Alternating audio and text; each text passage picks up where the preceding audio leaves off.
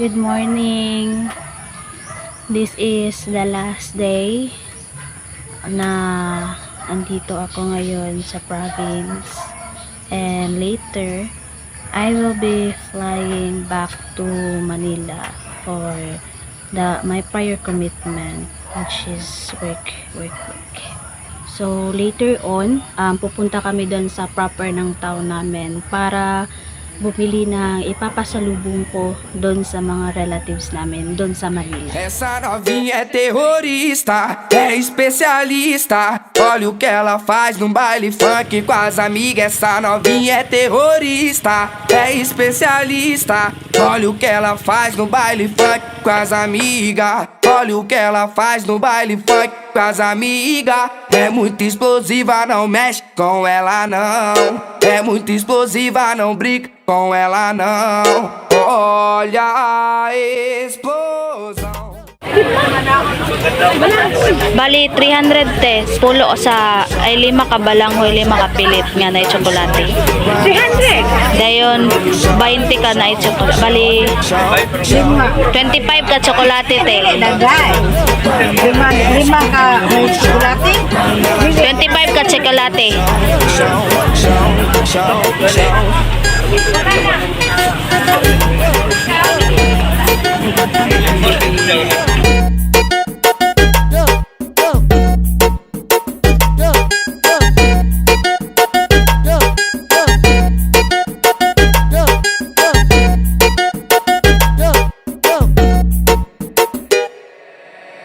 Essa novinha é terrorista, é especialista. Olha o que ela faz no baile funk com as amigas. Essa novinha é terrorista, é especialista. Olha o que ela faz no baile funk com as amigas. Olha o que ela faz no baile funk com as amigas. É muito explosiva, não mexe com ela não. É muito explosiva, não brinca com ela não. Olha a explosão. Quando ela bate com a bunda no chão, quando ela mexe com a bunda no chão, quando ela joga com a bunda no chão, quando ela sarra e o bumbum no chão, chão, chão, chão, chão. Quando ela bate com a bunda no chão, quando ela mexe com o bumbum no chão, quando ela joga seu bumbum no chão, chão, chão, chão, chão.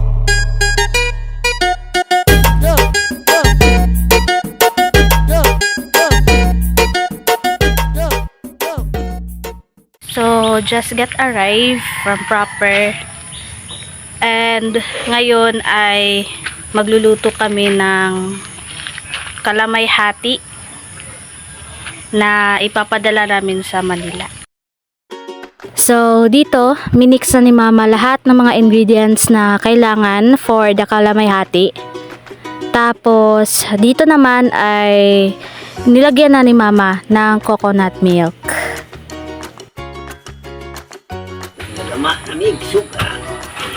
Habang pre-prepare ni Mama yung mga lahat na kakailanganin para sa pagluto ng kalamay hati, si Papa naman ay gumawa ng panglutuan dito banda sa harap ng bahay namin.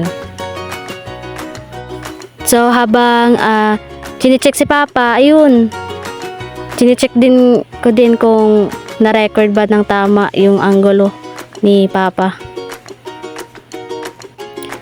Nasa yun, tamang tingin lang, watching lang kung paano paapoyin yung, ano ba yung tawag yan sa Tagalog? Basta kay Lukay. Lukay ang tawag sa amin dyan doon. Kung paano apoyin yung lukay. Tapos, yun, nilagyan na ni Papa ng kawayan para mas lumakas yung apoy. Mabilis kasi umapoy ang kawayan.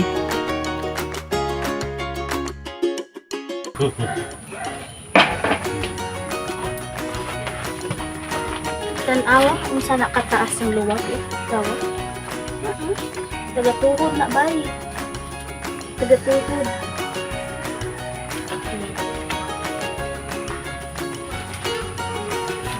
Mama, ang kuan. First requirement, dapat na mo metros na luwag. Tapos dito na nilagay na namin yung malaking kawali na pang barangay yung makakakain. para mainit na yung kawali. Tapos nilagay na ni Papa yung coconut milk para mag-boiled na siya. Tapos pag nag-boiled na, saka na namin nilalagay yung ingredients na hinalo ni Mama. Ayun, nagsasayaw-sayaw na si babae ta. So ayun, nilagay na ni Mama yung ingredients na hinalo niya. So dinadahan-dahan namin ng paglagay para sure na lahat ng mga ingredients ay nasali o nalagay sa kawali.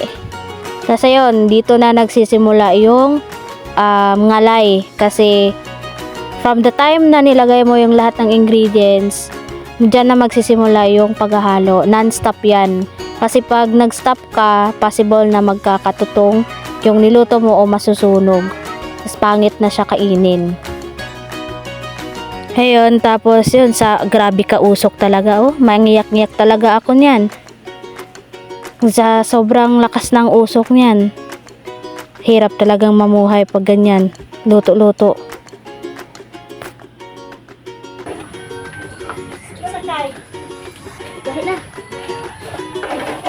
So, ganito yun guys. Kung nakikita niyo sa video, nahihirapan na ako. Ito yung consistency niya kasi na. Yan. Ganyan na siya ka-sticky. Hindi pa yan luto. Ganyan na siya ka-sticky. Kaya ang hirap na niyang usay tulag ma. Halo. Oh, hirap na niyang ihalo. Ganyan ka-sticky na siya. Hirap na niyang ihalo.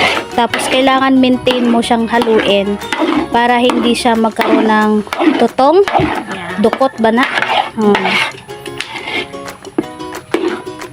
Yan. Tapos, yung apoy niya,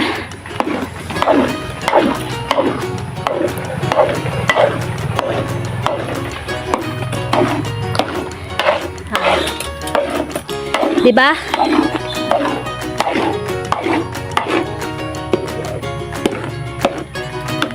So, baga lang, walang apoy, walang flame, kasi para hindi siya masunog. So, ganun. Hindi palakasan ko ng apoy, kundi baga lang.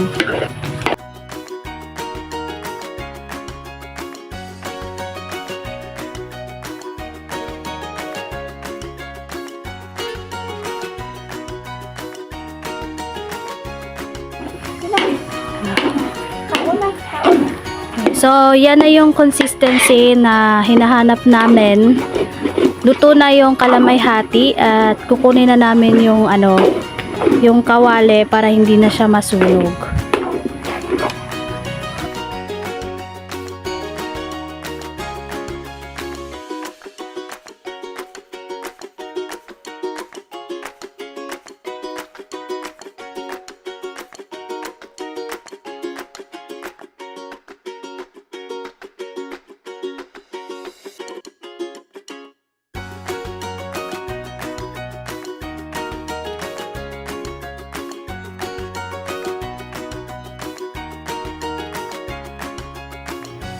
So ayun, nilipat na namin yung niluto namin sa loob ng bahay para magsimula na kaming repacking.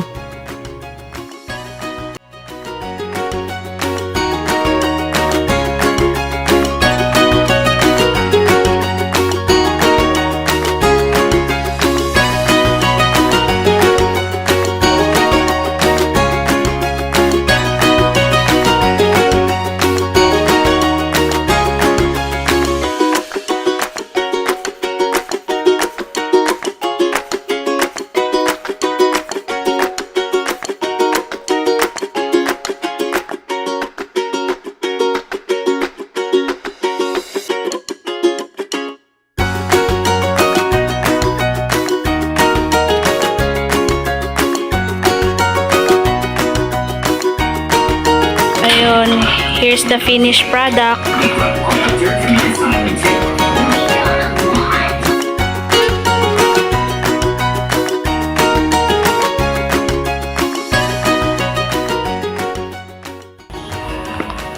So, ito, laman nito ay daing requested ng tita ko. So, pinackage ko siya ng maigi dahil para hindi mangamoy yung damit ko. Tapos, pati ito na rin, yung kalamay-hati na ginawa namin kanina para hindi mag-spill din. At tapos, ito naman yung puto. Tapos yung suman. So, ito na. Ito na talaga. Look up at the starlit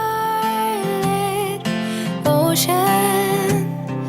See how it shines for you from underneath